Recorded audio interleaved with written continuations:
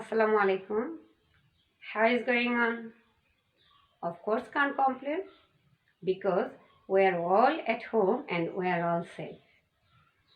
Yes, I just like to thank my Almighty Allah for giving me the strength to stand here. Dear student, আজ আমি তোমাদের জন্য ইংরেজি দ্বিতীয় পত্রের একটা বিশেষ টপিক নিয়ে এসেছি। আমি স্বল্প পরিসরে ছোট ছোট পার্ট করে ভেঙে তোমাদেরকে বিষয়টি উপস্থাপন করার চেষ্টা করব।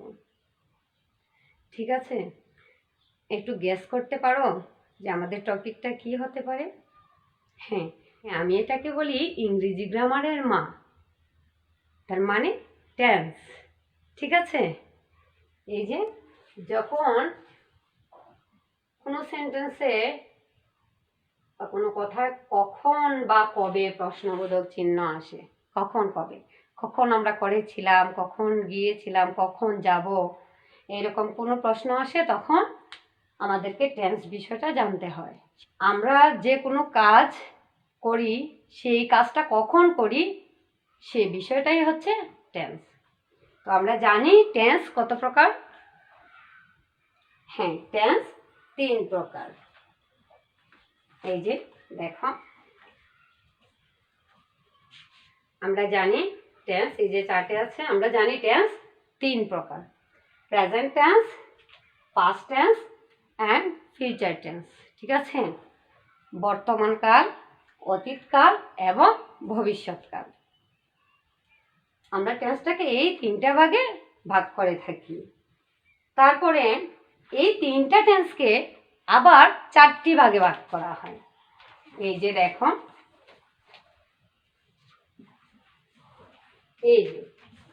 এই টেন্সগুলাকে প্রেজেন্ট টেন্সি বলো, পাস্ট টেন্সি বলো আর ফিউচার টেন্সি বলো, এই 3টা টেন্সটা আবার 4টি ভাগে বিভক্ত।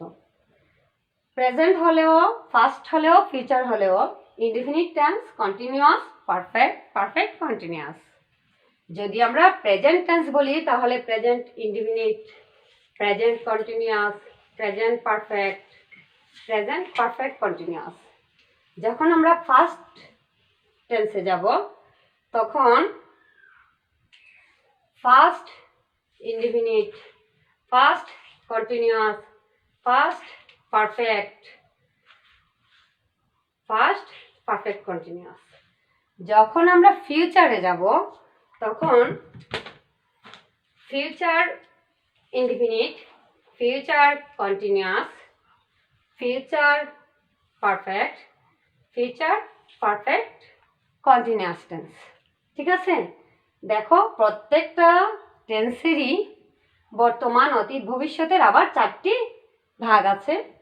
এই রকম যে indefinite, continuous, perfect, perfect continuous. তো আজ আমি তোমাদের সাথে present indefinite and present continuous tense নিয়ে আলোচনা করব। তোমরা একটু বোর্ডের দিকে খেয়াল করো। আমরা আজ আলোচনা করছি প্রেজেন্ট ইনডিফিনিট।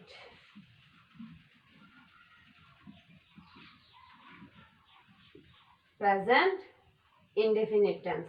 ঠিক আছে, প্রেজেন্ট ইনডিফিনিটের স্ট্রাকচারটা কি? প্রেজেন্ট ইনডিফিনিট মানে বর্তমান সময়ে গঠিত কোনো কাজ, বর্তমানে চলছে এরকম বোঝায়, বা সব সময়ই হয়, সব সময়ই হয়, আমরা সব সময় যে কাজগুলো করে থাকি এটাকে বোঝায়। আবার আমাদের অভ্যাসগত কিছু কাজ আছে, অভ্যাসগত কাজগুলোকেও বোঝায়। তো প্রেজেন্ট ইনডিফিনিট টেন্সের স্ট্রাকচারটা আমরা আগে জেনে নিই। সাবজেক্ট প্লাস প্রিন্সিপাল ভার্ব,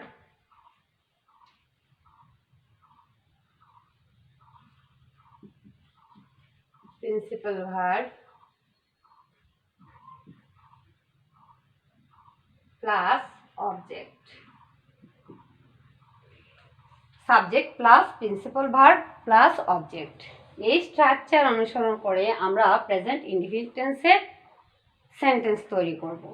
এটা, এই সেন্টেন্স আবার 3 ভাবে হয়, একটা অ্যাফার্মেটিভে, একটা নেগেটিভ, আবার ইন্টারগেটিভ, আবার ইন্টারগেটিভ নেগেটিভও হয়। ঠিক আছে, তো আমরা তিনটা স্ট্রাকচারই আজকে দেখব, যেহেতু আমরা ছোট পার্টে শিখতে চাই একটু বিস্তৃতভাবে। Subject, principal verb plus object, এটাকে এই স্ট্রাকচারে অ্যাফার্মেটিভ সেন্টেন্স হয়, আবার পজিটিভ সেন্টেন্সও হয়। মানে এটাই অ্যাফার্মেটিভ সেন্টেন্স, এটাই পজিটিভ সেন্টেন্স। যেমন সাবজেক্ট আই, প্রিন্সিপাল ভার্ব মানে মূল ভার্ব। ধরো আমি স্কুলে যাই, ঠিক আছে, আমি স্কুলে যাই, আই গো টু স্কুল। এখানে একটা জিনিস খেয়াল করো, একটু বিষয়টা দেখো। আইটা হচ্ছে সাবজেক্ট, গোটা হচ্ছে ভার্ব, প্রিন্সিপাল ভার্ব, মূল ভার্ব, ভার্বের প্রেজেন্ট ফর্ম, প্রেজেন্ট ইনডিফিনিট টেন্সে ভার্বের প্রেজেন্ট ফর্ম হবে। টু স্কুল, এটা হচ্ছে অবজেক্ট, অতিরিক্ত, সেন্টেন্সের অতিরিক্ত কাজটা। আই গো আমি যাই, আই ইট আমি খাই, উই গো আমরা যাই, ইউ গো তুমি যাও, এরকম হতে পারে। আবার দেখো, যখন আমি ফার্স্ট পারসন তখন গো। এখন আমরা যদি বলি we play football,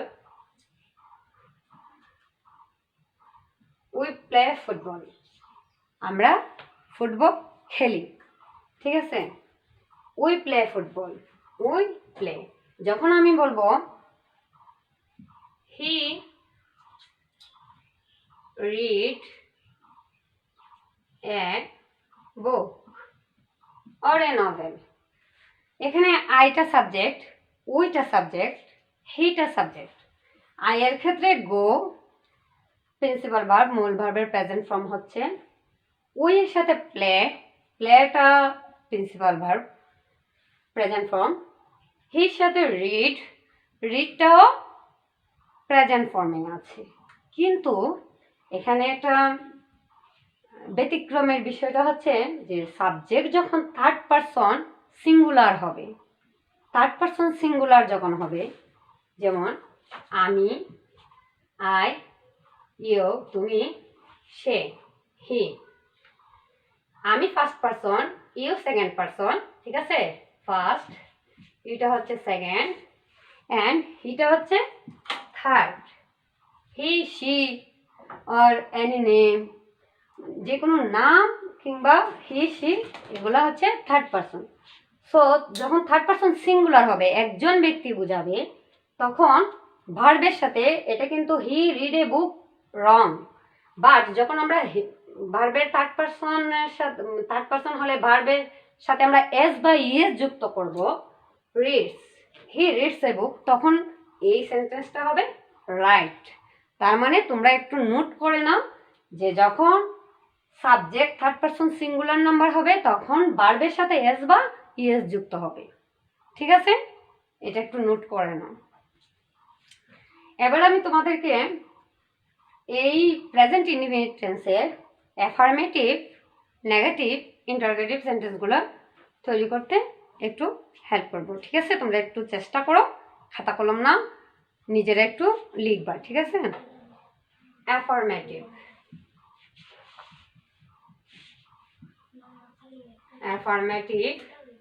affirmative sentence, negative sentence, ঠিক আছে। মানে কিভাবে হয় আমরা প্রত্যেক সেন্টেন্স লিখবো। তারপরে ইন্টারোগেটিভ,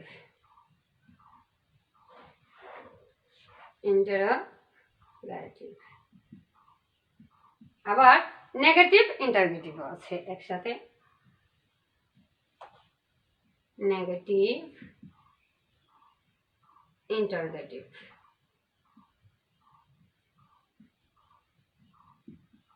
আমি খুব সিম্পল একটা ওয়ার্ড লিখি, যে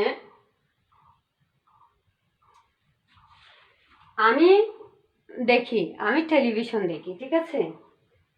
আই ওয়াচ টিভি, ঠিক আছে। আই ওয়াচ টিভি, এটা হচ্ছে প্রেজেন্ট ইনডিফিনিটের অ্যাফার্মেটিভ বা positive sentence. I watch TV, আমি, আইটা হচ্ছে আমি সাবজেক্ট, ওয়াচটা হচ্ছে ভার্ব, টিভিটা হচ্ছে অবজেক্ট। এটা যখন আমরা নেগেটিভ করব, না বোধক করব, তখন এই স্ট্রাকচারটার সাথে আরেকটা জিনিস অ্যাড হবে, আরেকটা বিষয় অ্যাড হবে। তখন হবে ডু বা ডাজ ইউজ হবে, ডো নট, ডাজ নট। ঠিক আছে, নেগেটিভে হবে সাবজেক্ট প্লাস ডু বা does not plus verb plus object. ঠিক আছে, অবজেক্ট। তখন আমরা কি লিখবো? সাবজেক্ট আই, এবং আইর সাথে ডো বা ডাজের, ডো হবে যখন, যখন ডাজ হবে যখন সাবজেক্ট থার্ড পারসন সিঙ্গুলার হবে, অ্যান্ড আদার কেস ডো হবে। I do not, I do not, তারপরে verb watch TV, I do not watch TV. ঠিক আছে, এটা হচ্ছে নেগেটিভ। এখন ইন্টারোগেটিভ, প্রশ্নবোধক। ঠিক আছে, ইন্টারোগেটিভ মানে প্রশ্নবোধক। তখন আমরা কিভাবে স্ট্রাকচারটা একটু চেঞ্জ করব? তখন হবে, তখন এই বি ভার্বটা, যে ডো ডাজ, এটা আগে চলে আসবে। এটা স্ট্রাকচারটা হবে do or does plus subject plus verb plus object। ঠিক আছে, do or does subject plus verb plus object। এখন আমরা যদি আগের সেন্টেন্সটাই লিখি তাহলে এভাবে লিখব যে ডু আই, ডোর পরে আই আসছে সাবজেক্ট, তারপরে verb watch, do I watch, object TV, do I watch TV. তখন ইন্টারোগেটিভ মানে প্রশ্নবোধক চিহ্ন হবে, প্রশ্নবোধক সেন্টেন্স। সো আমরা এই মানে চিহ্নটি ইউজ করব। Do I watch TV, question mark. আমি কি টিভি দেখি?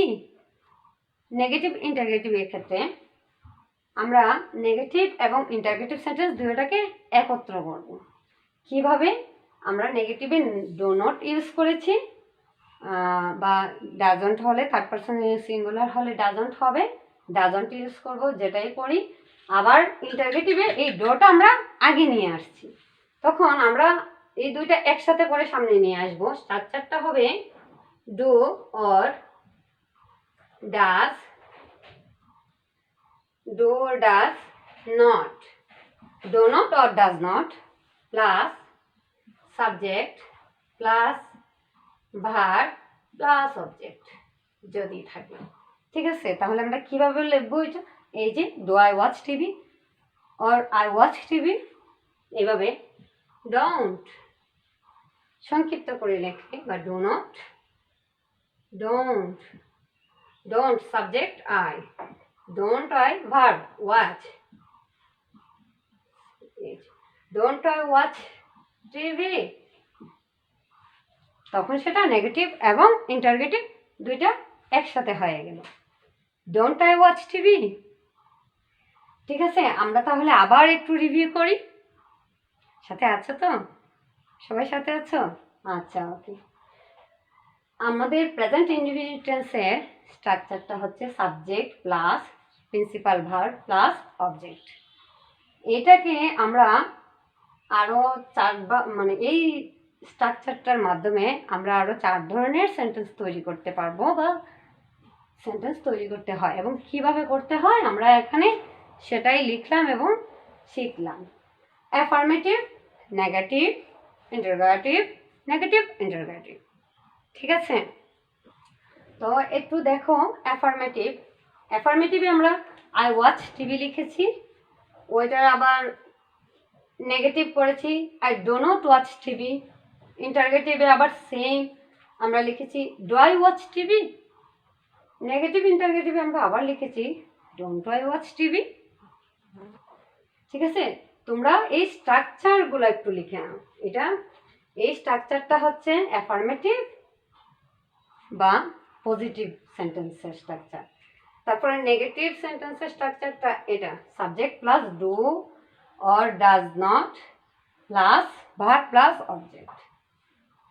ঠিক আছে, একটা কথা মনে রাখবা, পজিটিভ বা অ্যাফার্মেটিভ সেন্টেন্সে প্রেজেন্ট ইনডিফিনিটিভ কোনো অক্সিলারি ভার্ব ইউজ হয় না। ঠিক আছে, আবার আমরা এটাও খেয়াল করব এই প্রেজেন্ট ইনডিফিনিটে যখন সেটা আমরা নেগেটিভই করি, ইন্টারগেটিভই করি আর পজিটিভই করি, যখন সাবজেক্ট থার্ড পারসন সিঙ্গুলার হবে তখন কি করব আমরা ভার্বের সাথে এস বা ইয়েস যোগ করব। এবার তোমরা খাতায় কয়েকটি ওয়ার্ড লিখো। আমি এখানে কয়েকটি ওয়ার্ড দিচ্ছি। অ্যাডভার্ব বা অ্যাডভার্বাল ফ্রেজ যেগুলা থাকলে ওই সেন্টেন্সগুলোতে থাকলে ওগুলো অবশ্যই প্রেজেন্ট ইনডিফিনিট টেন্সে হবে। ঠিক আছে, তাহলে ওয়ার্ডগুলো একটু লিখো। Always, never, easily, often, sometimes, generally, frequently, regularly, every time, আরও অনেকগুলো এই ধরনের অ্যাডভার্বাল ফ্রেজ আছে। এগুলো যদি কোনো সেন্টেন্সে থাকে নোট করে নাও, তাহলে এই সেন্টেন্সটা প্রেজেন্ট ইনডিফিনিট টেন্সে হবে। ঠিক আছে, যেমন আমি প্রথমে কি দিয়েছি, অলওয়েজ। অলওয়েজ দিয়ে আমি একটা সেন্টেন্স দিই, একটু দেখো। Fahad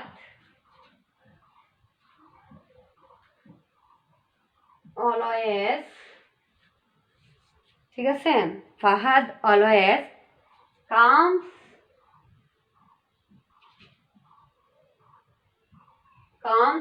to class early. Fahad always comes to class early. এই যে আমি অলওয়েজটা ইউজ করেছি, তাহলে দেখো তো একটু এই সেন্টেন্সটা কি প্রেজেন্ট ইনডিফিনিট টেন্সে হয়েছে। ফাহাদ তাই ভার্বের সাথে এস লেগেছে, থার্ড পারসন সিঙ্গুলার, ভার্বের সাথে এস লেগেছে, টু ক্লাস আর এই যে অলওয়েজ আছে। ঠিক আছে, এই ক্লাসগুলো তোমরা বারবার প্র্যাকটিস করতে থাকবা এবং পরবর্তী ক্লাস আসার আগে পর্যন্ত এগুলা থেকে যে কোনো কনফিউজড আর না থাকে। ঠিক আছে, তাহলে সেই পর্যন্ত তোমরা ভালো থাকো, সুস্থ থাকো, ঘরে থাকো, নিরাপদ থাকো। আল্লাহ হাফেজ।